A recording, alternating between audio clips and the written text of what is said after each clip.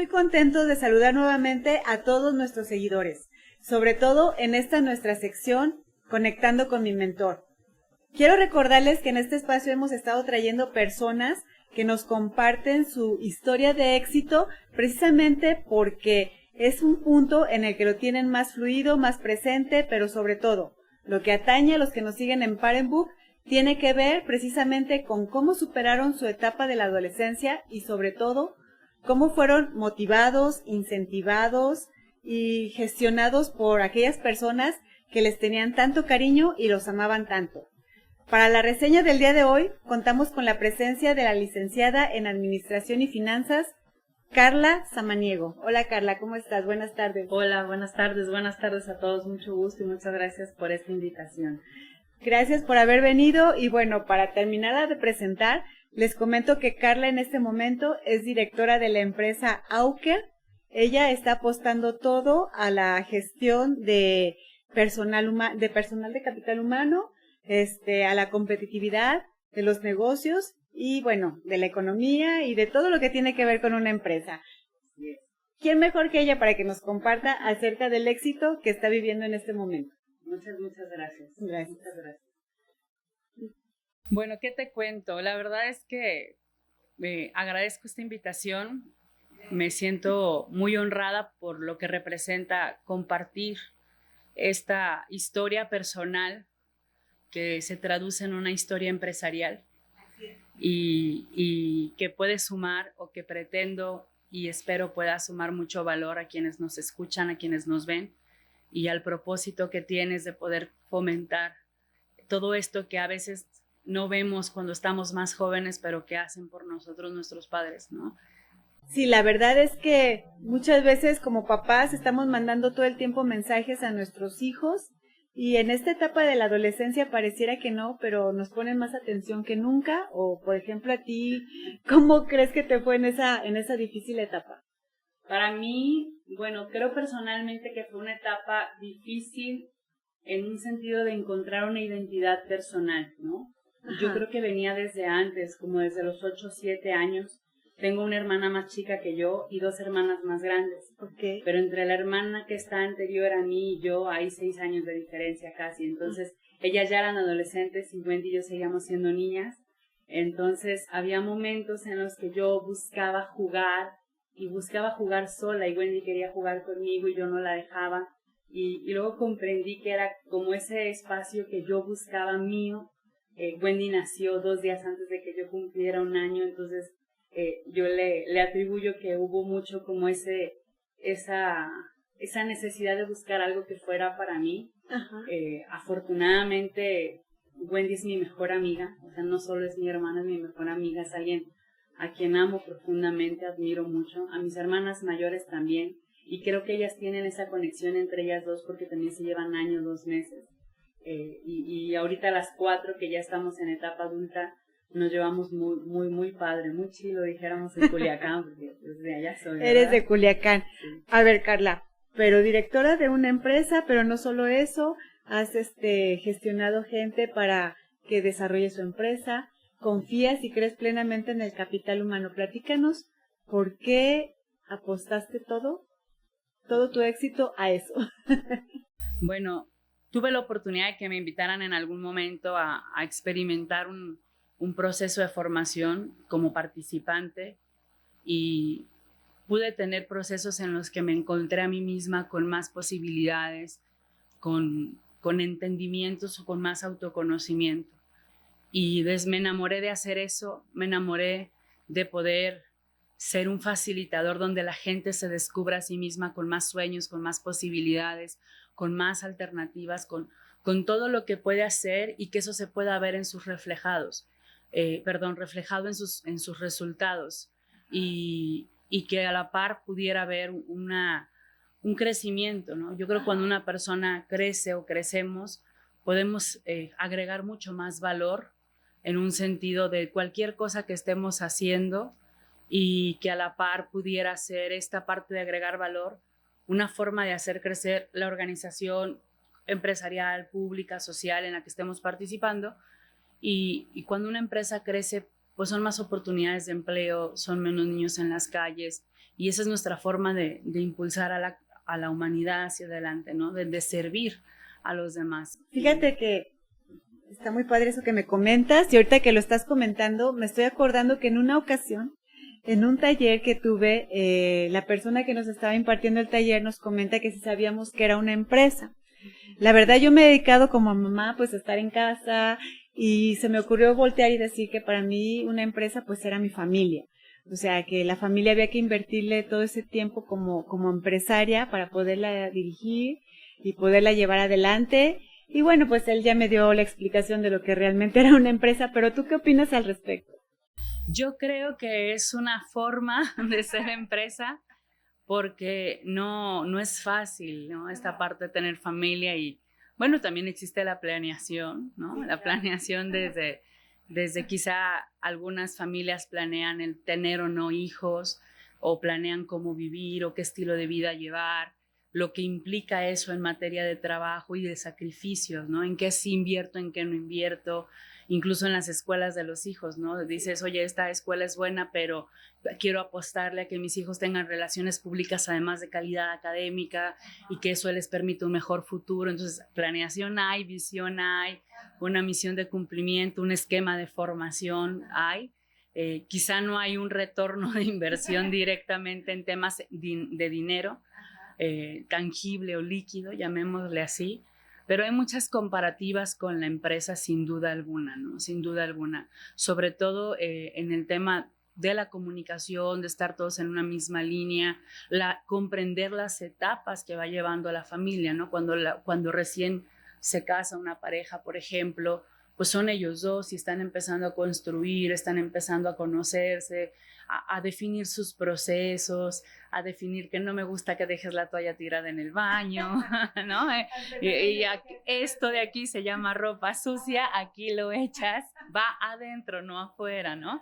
Entonces, como todas esas cosas que pueden estar ocurriendo y aprender a convivir. Y entonces ya después empieza una etapa donde quizá llegan los hijos, si es que lo deciden, llegan los hijos y bueno, también empiezan a aprender nuevos procesos y cambios de hábitos incluso, ¿no? O hasta el trabajo en equipo, ¿no? El de las 3 de la mañana te toca a ti, ¿no?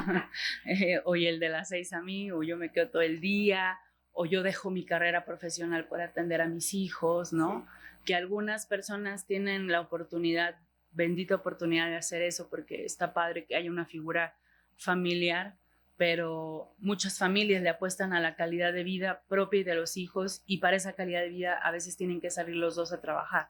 Y hay un sacrificio ahí, entonces sí, okay. Yo le hallo mucha relación. Sí, yo también lo veía así desde tu punto de vista, como me lo estás platicando, como que esa relación. Y muchas veces, bueno, yo creo plenamente en que uno como padre es un ejemplo no condicionado, no estilizado. A lo mejor cuando tú eres jefe de tu empresa, pues sabes que tienes un personal frente a ti, a que tienes que demostrarle que hay una responsabilidad y todo. Pero cuando eres padre de familia, eres ejemplo en todos los sentidos, tanto en los momentos positivos como en los momentos negativos, como en los momentos de fortaleza, como en los débiles. Me gustaría un poquito, dentro de lo que tú relacionas en tu empresa, ¿cómo aconsejas a un empresario que ante momentos difíciles actúe frente a su gente? Y me gustaría así como que llevarlo a que como papás es algo muy similar. Ok, mira, es variable porque dependiendo de las circunstancias que enfrente el empresario en ese momento, cuando me toca dar mentoría de alta dirección, y me ha tocado diferentes formas, ¿no? Entonces, algo que yo siempre les digo a los empresarios o directores es, si no ocurre en el número 1 de la organización, no va a pasar en la organización, no hay forma. Y esto podría ponerlo yo en un ejemplo de si tú quieres que tu hijo no fume y tú fumas y te ve fumar y tú le dices es que te hace daño, entonces para él es un mensaje incongruente que no lo va a entender necesariamente, ¿no?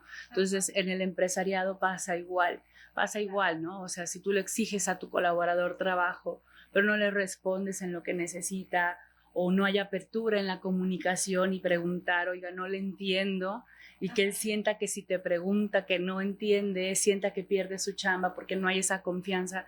Pues lo mismo creo que ocurre a veces también, y sobre todo en la adolescencia. Yo te platicaba, en algún momento me tocó gestionar toda una generación de adolescentes en la preparatoria, dentro del sistema tecnológico Monterrey.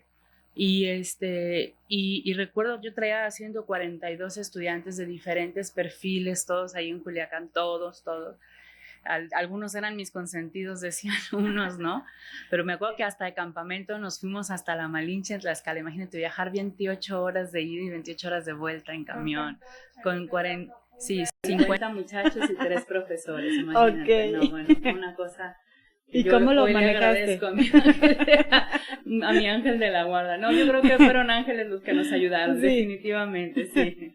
Y además, creo que tuvo que ver mucho también la figura de autoridad, que también era una figura flexible, ¿no? Ajá. Y digo flexible, yo en ese tiempo tenía 24 años, ellos tenían 15, 16, ajá. Y entonces no era tanta la diferencia en cuanto a si eran 9 años, pero no era tanta en un sentido de que no me veía yo una mujer adulta, tan adulta, ¿no? Fíjate que ahí me gustaría enfatizar, porque eras una mujer que ya sabías que tenías una responsabilidad con ellos. Uh-huh. Pero al mismo tiempo había empatía. Sí. A ver, platícanos cómo lo hiciste, porque eso nos interesa a muchos papás. Pues quisiera, a ver, voy a buscar explicarme cómo fue, porque si yo creo que en algunas ocasiones y procesos sí soy muy dura. Ajá. Y muy dura me refiero a, bueno, es que las cosas son así porque así lo marca el reglamento, ¿no? Sí. Entonces me tocó correr alumnos, darlos de baja, por travesuras no inocentes en el sentido para ellos por la edad, ajá. Pero que de dejarlo pasar era como darle permiso a todos de que hicieran algo, ¿no? Con menor grado de impacto quizá. Entonces, algo que yo noté mucho en ese sentido, yo jugaba como ese rol, no de mamá porque no era su mamá, ¿no? En ese sentido, y no de amiga tampoco porque era una figura de autoridad, pero sí en un sentido de complementarnos y buscar hacer entender desde esta parte a ellos y yo a ellos a su vez, ¿no? Que ellos sintieran la confianza y la apertura de que había un elemento ahí que podían, las dudas que ellos pudiesen tener y que en su caso yo pudiera resolver, ayudarlos, ¿no? O que si, por ejemplo, como el tema de orientación vocacional, un tema de orientación sexual, un tema de maestros, un tema de estas cosas, ¿no? Porque mi contrato así lo marcaba. Pero por el otro lado, también veía muchos papás de familia que llegaban conmigo. A veces yo a los papás de familia les tenía miedo. Decía, no, le hace que me hable el rector, pero si viene un padre de familia no estoy, decía, ¿no? Porque luego llegaban regañándome. Me llegaban regañando. De verdad llegó un papá una vez, me habló por teléfono regañándome de por qué no le había dicho yo que su hija se había puesto de novia con un muchacho de la escuela. Yo le decía, porque, bueno, de entrada yo no sabía que usted no sabía, ¿no? Y segunda, pues... Fíjate que ahí, ¿no? Sí, claro, o sea, ahí es a donde iba. Un punto muy importante que dijiste, ubicaba mi rol. Claro. Y yo creo que ese es un mensaje muy importante para todos como papás. Tenemos que ubicar nuestro rol. Seguimos, sí los amamos, sí los queremos intensamente, sí vamos a dar todo por ellos, pero nuestro rol sigue siendo dirección. Sí, pero también entender el rol del hijo y la etapa en la que está. Yo hablaba mucho con padres de familia y ellos me decían, es que cuestiona mi autoridad. Y digo, no creo que cuestione la autoridad per se por degradarle, ¿no? En el sentido de formación que tengo para la facilitación, que es principalmente con jóvenes y adultos, o sea, a partir de 14 años en adelante, las personas aprendemos de manera andragógica. Entonces ya no es la pedagogía, que es esa figura de autoridad a la que ves, a la que observas, que autoridad en latín significa, bueno, viene de la palabra latín autorità, que significa hacer crecer. Entonces esa figura de autoridad es inspiracional, ¿no? Entonces por eso el papá, la mamá, el profesor, el tío se vuelven como esos héroes muchas veces con quienes de niños conectamos y que trasciende para la vida. Pero como de los 14 años en adelante, incluso podría ser antes, empieza a haber una influencia donde no cuestionas la autoridad, sino cuestionas que eso que te dijeron fuera verdad absoluta, porque empiezan las experiencias a tener un valor de importancia. La andragogía juega mucho con el valor de la experiencia de la persona.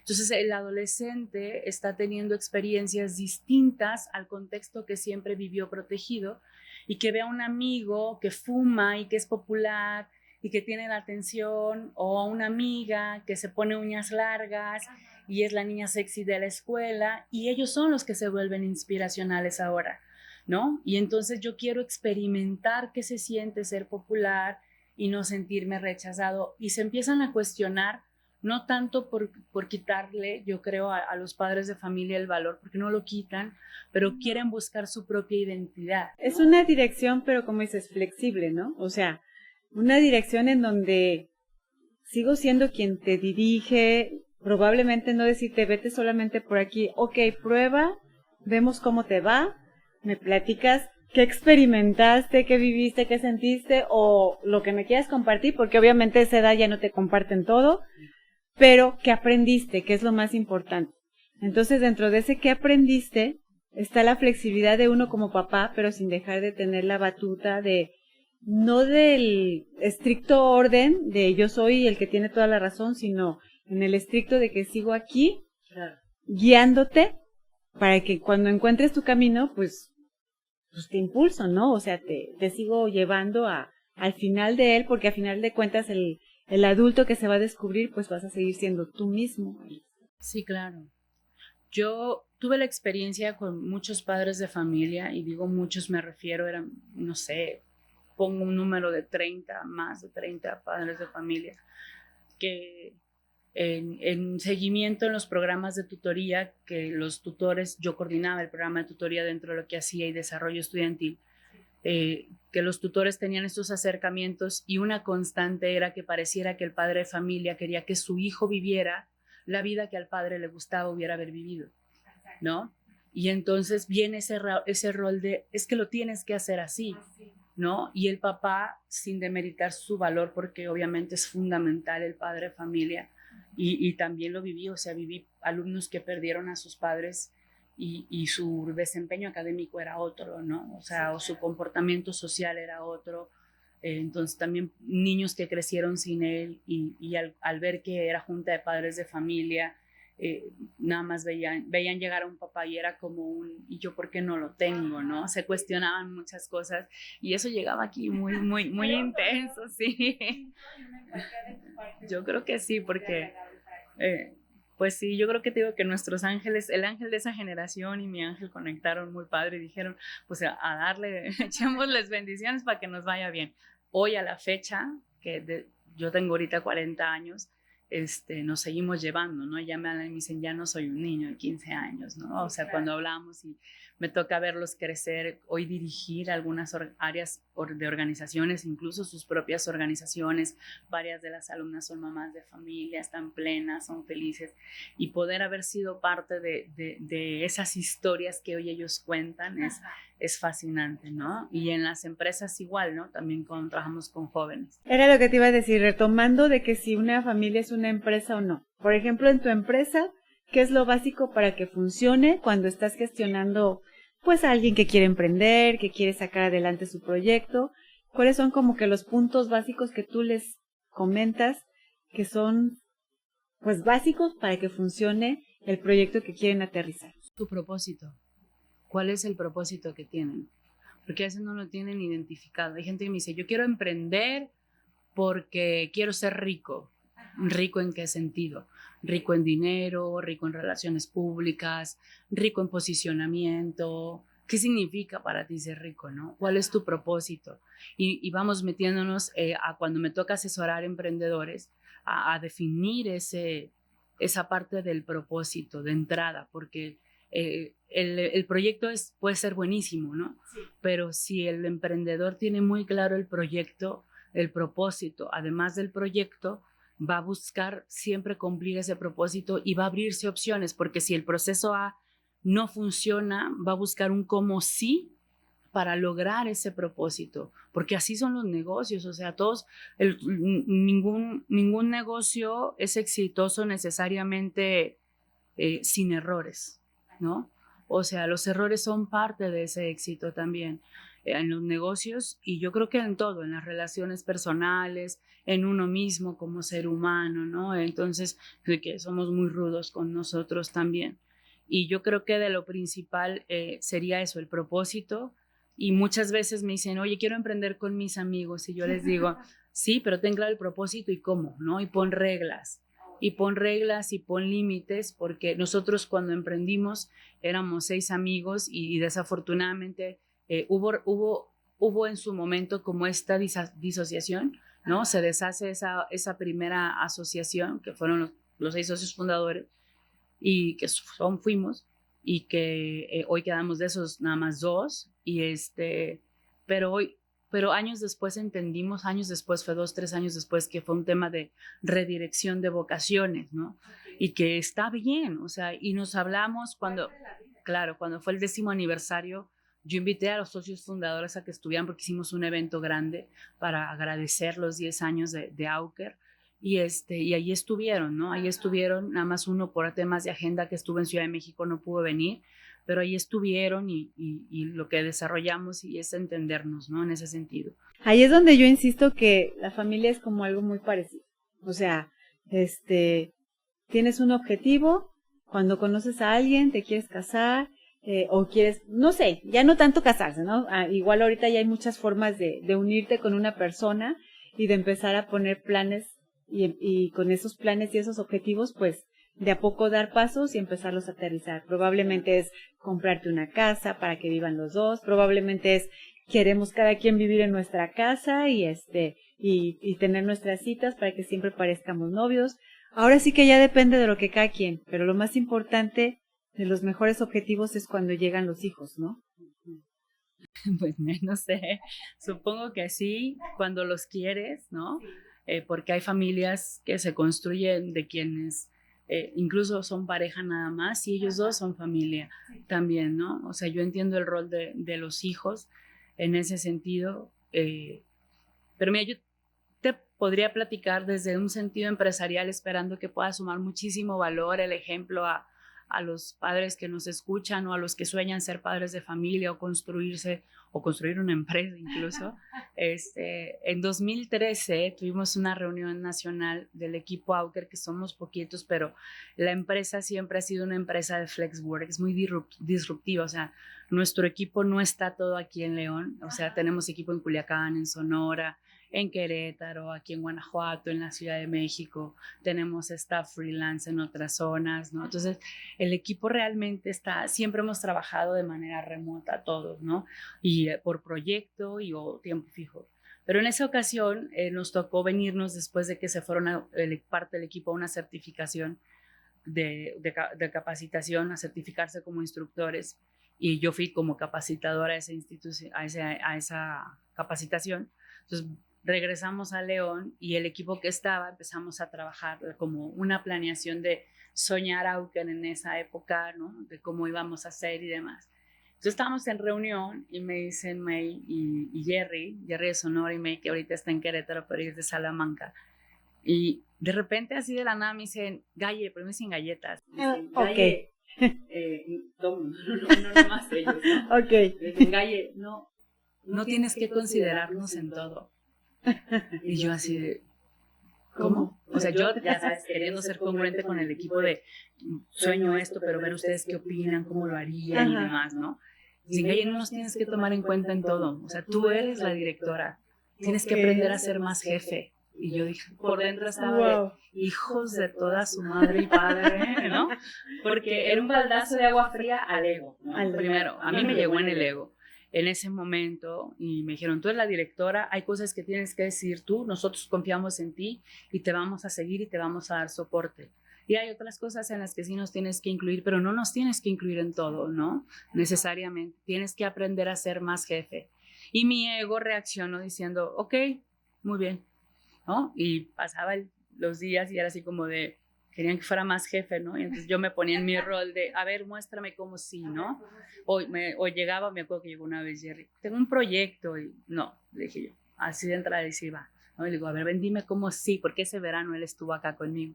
No, ven, dime cómo sí. no te quedes con ese no, ¿no? Y entonces ya luego llegaba y me decía, tengo un proyecto y ya vi cómo sí. O sea, Sí, ¿también los hizo avanzar? Sí, y a mí también. Ajá. No te miento, pero fueron meses después, yo creo que habrá sido unos 7, 8 meses después, que me cayó el 20 de qué fregón que se sintieran en la confianza de decirme, tienes que aprender a ser más jefe, ¿no? O sea, ya pasó de ser del ego que se sentía amenazado a un ego que se sentía... sí, a un ego que más bien dejó de sentirse vulnerable y sentir miedo de perder de alguna manera. Y por eso, porque el ego en su más noble esencia busca protegernos, ¿no? Entonces pasó de ser un ego vulnerable a un ego que cayó el 20 de que claro, esto te hace mejor persona, ¿no? Y entonces viene esta necesidad o esta hambre de, ¿no? Y si alguien me lo enseñó, fue mi equipo, ¿no? Y fíjate que me da mucho gusto que menciones eso, porque es algo muy similar que vivimos todos los papás cuando nuestros adolescentes se paran frente a nosotros, nos cuestionan, nos retan y están dándole en ese ego nuestro, en donde éramos nosotros como que los resolvedores de todo de ellos. Y ahí en ese punto te están diciendo, yo ya puedo empezar a resolver mis cosas, apóyame, que es lo que están pidiendo, un apoyo. Y sí, quiero tu dirección, pero también ya veme soltando a déjame probar para ver dónde acierto, dónde crezco, dónde me equivoco. Y bueno, me gustó mucho ese ejemplo porque creo que sí me vi reflejada. Sí, yo también. Yo no tengo hijos, tengo 5 sobrinas, sé que no es lo mismo, pero como si fueran mis hijas, esas canillas. Pero la verdad es que mi vida sí la necesitan, ¿no? Pero yo lo comparto desde esta vertiente de lo que experimenté, ¿no? En un sentido con los jóvenes. Algo que ocurre mucho es con los padres de familia, desde la experiencia que es desde afuera, porque a lo mejor muchos papás que ahorita acaban de escuchar que no tengo hijos, ¿y ella qué pasa? No es desde no vengo a hablar como mamá de familia todavía. Claro que no, y a veces parece que la vida nos pone a cada quien así como que en roles diferentes, pero hay muchas cosas que coinciden en una empresa, como pueden coincidir en tu familia, como pueden coincidir en otras, y muchas veces necesitamos como ese clip, ese flash, esa luz, que te haga así como que si lo pruebo y lo hago distinto, sí. Yo no sé qué tanto te sientes tú conectada con tus padres. Totalmente, o sea, digo, no vengo a hablar como de familia, pero sí como hija, ¿no? O sea, esa parte sí la puedo decir. Algo que yo veía, y para terminar el ejemplo anterior, era que muchos papás sentían miedo de perder como este espacio donde eran parte más constante o fuerte en la vida de sus hijos, ¿no? Y hoy los hijos empiezan a salir de fiesta, prefieren estar con los amigos, ir a la visita con la novia, ¿no? Que creo que aquí en León le dicen echar reja, allá en Culiacán decimos ir a la visita. Entonces, sí, entonces, y también entran como en una inocencia. Dicen que cuando el joven entra a la adolescencia, el padre vuelve a la inocencia porque eran muchos papás de no, mi hijo nunca haría eso, ¿no? Mi hija jamás haría eso. Me estás hablando de alguien que yo no conozco y vive conmigo, ¿cómo crees? Y cuando mostrábamos pruebas o evidencias del por qué era la baja o la expulsión de 3 días, o lo que había ocurrido, o que el mismo alumno o alumna lo aceptara, ¿no? Entonces era a veces muchas cosas que al padre de familia le dolían, y el padre en su necesidad de mantener un orden, un control, llegaba a un grado a veces de imposición y de autoritarismo más que de autoridad. Yo creo que es una etapa donde los jóvenes y los hijos, no es que no queremos que estén nuestros padres, jamás. Yo creo que nadie sueña eso, y si hay alguien que lo sueña, digo, no sé bajo qué circunstancias viva, pero en una esencia muy pura de amor, yo creo que no lo soñamos, pero sí soñamos con esta parte de dame espacio, o sea, dame espacio para mí, dame espacio porque ni yo mismo sé quién soy, ¿no? Y conectada a mis padres, para contestarte a tu pregunta, la verdad es que son el eje de mi vida, ¿no? Una mujer muy inocente, y digo inocente en un sentido de que tiene un corazón muy noble, muy, muy noble, busca siempre de dar y darse, ¿no? Y mi papá fue un niño que perdió a su mamá muy chiquito, él iba a cumplir 4 años cuando perdió a su mamá, entonces es un niño que muy pequeño. Ajá. Hoy rodeado de puras mujeres. De puras mujeres, todo el cariño no que le faltó de chiquito, sí, lo vino a recuperar. Tener mi nieto, digo que esté sentado. Porque siguen siendo más niñas. Siguen siendo niñas, pero la verdad es que es un hombre que con lo mucho que en algún momento pudo y lo poco que después pudo, nunca nos dejó solas, ¿no? Nunca se fue, nunca dejó de estar allí. Al contrario, incluso yo recuerdo que cuando estaba en la universidad yo le decía, papá, es que me están diciendo que hay un trabajo acá para esto y demás, ¿no? Porque a veces no nos podía dar mucho dinero para la escuela, no buscábamos mucho dinero tampoco, ¿no? Me decía, enfócate en estudiar, ya habrá tiempo de trabajar, ahorita saca buenas calificaciones, saca la carrera. Y yo lo que hacía de trabajo pues era vender en esos momentos productos de belleza o Tupperware y así. Mi hermana mayor hacía empanaditas y se las llevaba, le quedan muy buenas, por cierto. Y hace muy buena publicidad. Pero no, nos sacó hasta la universidad a todas, ¿no? Yo recuerdo que cuando estudié mi primera maestría y tuve que defender mi tesis, esa maestría me la pagué yo, ¿no? Entonces... ya todo un orgullo personal. Sí. Y ellos fue mi hermana Wendy, también las mayores no, porque vivían fuera, y se las dediqué, y fue muy bonito para mí porque cuando los sinodales dieron el veredicto fue por unanimidad el grado de otorgarnos la maestría, entonces fue felicidades. Fue todavía más el orgullo de poderles decir, aquí estoy, ¿no? Y esto viene de lo que ustedes me enseñaron y me permitieron aprender, porque yo era muy rebelde, pero no de vicio ni de eso, era muy pachanguera, me gustaba ir a fiestas, luego aprendí a pedir perdón en vez de permiso. Sí, pero yo era muy rebelde en ese sentido, justo eso, pero al mismo tiempo mi mamá sabía que yo no tomaba mucho, o sea, realmente no fumaba, no fumo. Entonces, y luego 9 años en grupos de jóvenes, salía con los muchachos del grupo de jóvenes de la iglesia, entonces para mi mamá era, no sé si confiar o no, por un lado, y por otro, o con los de la escuela también, y luego llegaron los campamentos, yo me iba de campamentos, o sea, porque después de esta experiencia que me invitaron a vivir, me invitaron a ser facilitador, y ahí fue donde yo aprendí, empecé a los 17 años. Sí, muy chica, ¿no? O sea, ya 23 años haciendo todo. Pero con todo un plano de confianza, tanto de las personas que te dieron esa confiabilidad de ser facilitador, como de tus padres, ¿no? Claro. Sí. Cuando yo fui de campamento como participante, sale la instructora de la Junta de Padres de Familia y me dice, tú, porque como todos éramos menores de edad, ellos tenían que firmar un permiso. Entonces, dices, tu papá hizo todas las preguntas habidas y por haber, así de que cuántos metros hay de distancia aquí a donde van y demás, ¿no? Casi.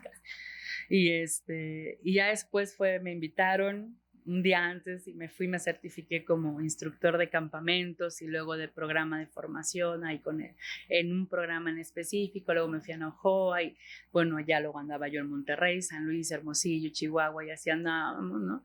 Y luego me fui a vivir a Juárez. Primero, cuando me gradué de la escuela, fui a Cuernavaca 3 meses y 3 meses a la Ciudad de México por un proyecto que me invitaron y luego me fui a Culiacán otra vez y luego me fui a Juárez. Y luego ya me vine a León, ¿no? Y aquí ya voy y vengo porque vivo entre Culiacán y León casi 13 años, sí, 13. ¿Quién ha influido más en Carla? ¿Tu papá, tu mamá? ¿Con quién te sientes que te reflejas más? No, con los dos. Sí, los dos de forma distinta. Con mi mamá tengo mucha conexión porque somos puras mujeres y hay una conexión muy natural en ese sentido, mamá, hija, siempre, ¿no? Imagino que también lo vives con tu hija, con tus hijos. Hay una conexión muy natural hacia la madre de ambos sexos, ¿no? Y con mi mamá tenemos estas pláticas de ella, hoy de nosotros hacia ella. Recientemente trae un proceso médico mi madre, entonces estar a pendiente de ella, de que esté bien, de que a ella no le falte nada. Y es muy chistoso porque incluso mi papá, cuando habla conmigo o con mi hermana Wendy también dice, o mis hermanas mayores también, pero de manera particular dice, siempre que puedas, ayuda a tu mamá. Ayuda a tu mamá. A mí no le hace que no me dé nada, pero a tu mamá que no le falte nada.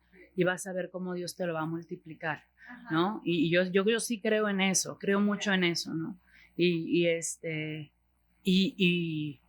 me reflejo mucho con ella en esa parte de que es muy, muy warrior, muy, muy guerrera, mi mamá muy entrona, o sea, de verdad de que le acaban de hacer una cirugía fuerte y o sea, mi mamá tuvo en 4 días 3 cirugías, a los 3 días sale del hospital y a la semana ya andaba ella queriendo caminar, ¿no? O sea, cuando había tenido unos riesgos incluso de perder una de sus piernas, que bendito sea Dios no fue así.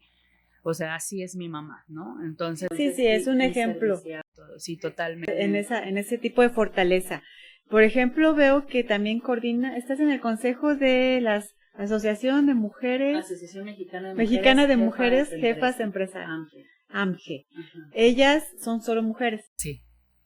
¿Qué inspiró a Carla a creer que se podía impulsar a otras mujeres? Porque quisiera aquí sacar la frase que sacan todos los hombres de que mujeres juntas, por favor, no, ni difuntas, pero ¿por qué Carla sí apostó y cree en eso?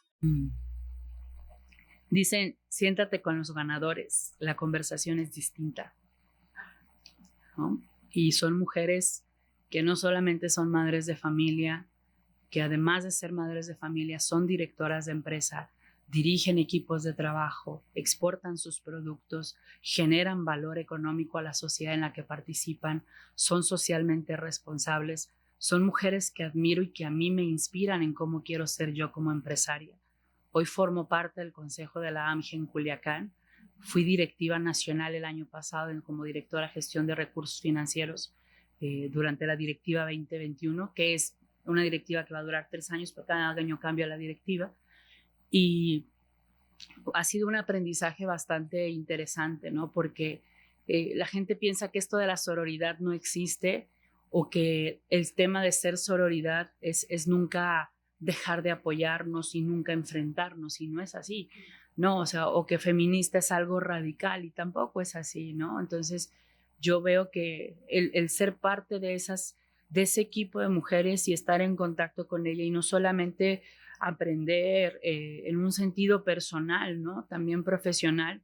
Ahora que fue la pandemia, sí, tengo mis amigas de la secundaria, de la prepa, de la universidad, las de la maestría, con quienes me llevo mucho, mis primos, mis primas, pero con ninguno de ellos podía platicar lo que estaba ocurriendo con mi empresa, y con ella sí, porque todas estábamos viviendo lo mismo, ¿no? Exacto, el mismo mal, nuestras empresas podían morir, ¿no? O sea, podíamos bajar la cortina después de años de esfuerzos y dejar morir un sueño porque no había un liderazgo efectivo empresarial, social o público, ¿no? Y obviamente un grado de incertidumbre a nivel mundial, ¿no? Por eso es que creo que es parte de lo que yo he estado aprendiendo mucho con ellas. Son mujeres a las que admiro, amo y respeto profundamente como mujeres, como personas, o sea, son unas mujeres admirables e inspiracionales para mí, y como profesionales en materia empresarial. Y creo que esa es la parte que me inspira. De mis amigas de los otros grados académicos o de mis demás amigas y amigos que tengo, y buscando en el tema mujeres, la verdad es que creo que todas vivimos como varias luchas al mismo tiempo, ¿no? Nos dicen, tienes que comportarte como mujer. ¿Y qué significa eso de repente, no?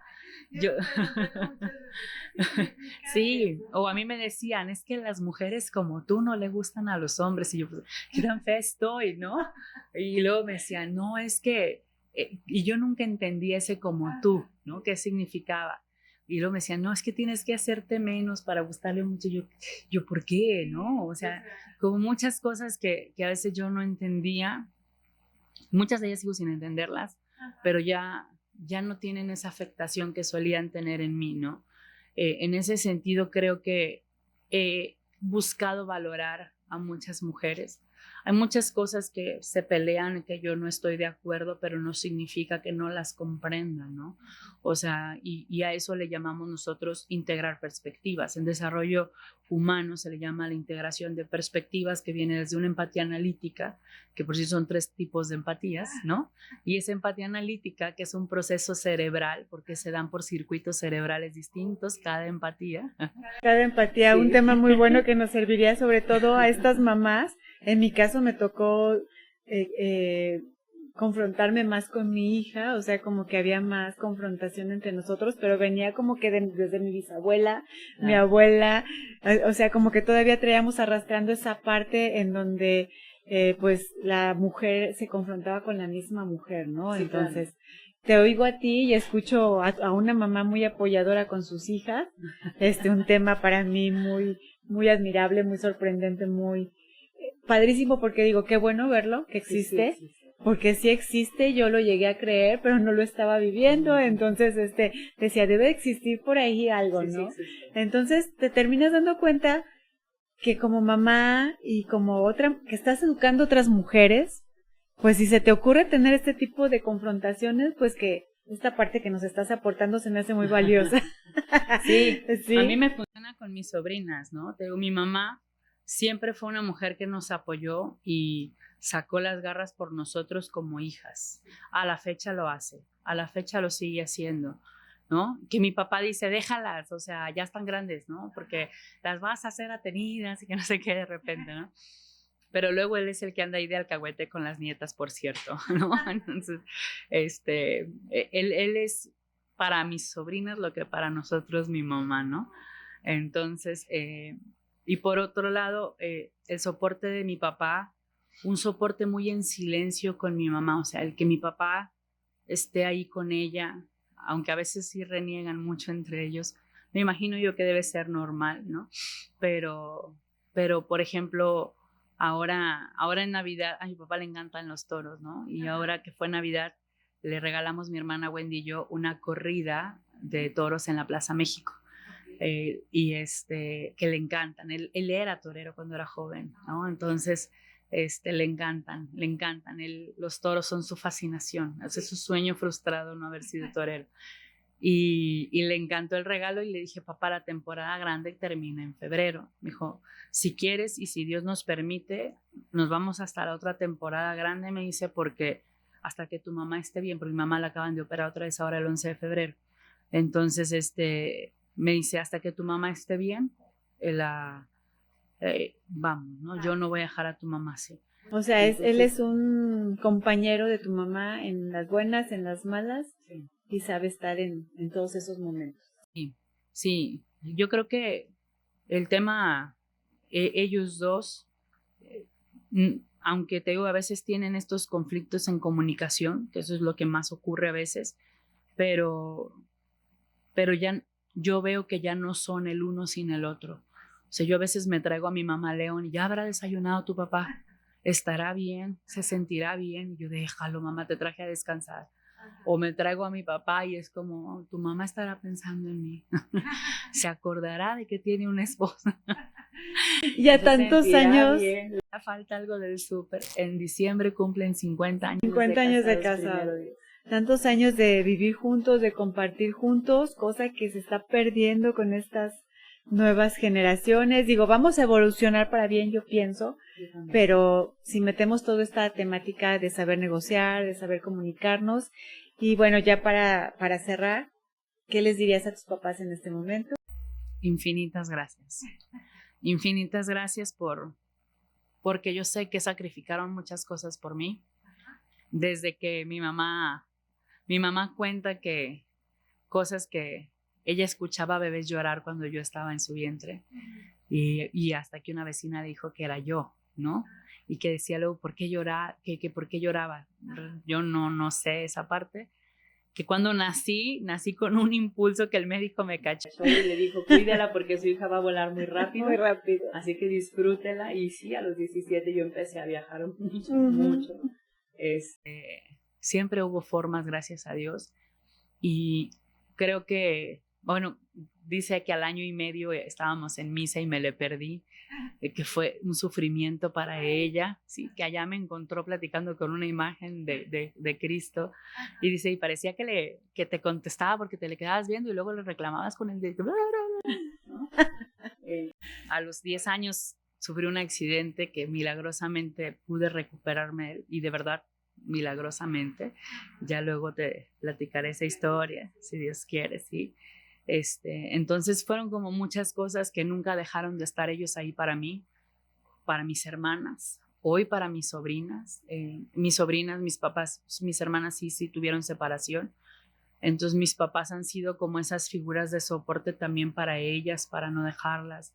Mi papá ha sido como esa figura paterna que ha estado de alguna manera allí, que ahorita ellas cuestionan mucho en un sentido de formas porque están muy influenciadas por este movimiento feminista radical, diría yo, ¿no? Porque creo que no es malo ser feminista, pero también creo que ningún extremo es necesario, ¿no? No, está en transición, considero.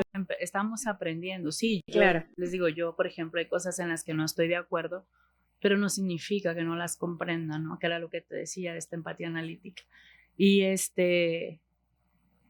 porque me dieron la oportunidad de decidir qué carrera yo iba a estudiar, en qué escuela iba yo a estudiar.